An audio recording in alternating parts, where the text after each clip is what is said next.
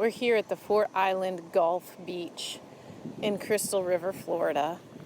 And what I love about this beach, just going to give you a quick tour, quick glimpse at it.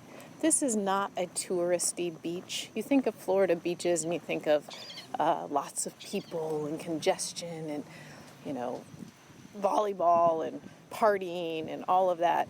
This is a beautiful park and gorgeous beach that is small and intimate for our community.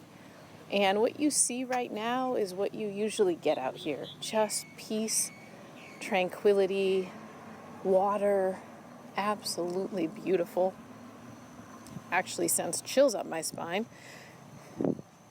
that I live in such an awesome place. Truly a dream. So I want you to see this, see how beautiful it is. This is one of the many attractions that bring people to this area. This is the nature coast, and nature is abounding. So good for the soul. Fort Island Gulf Beach, Crystal River, Florida.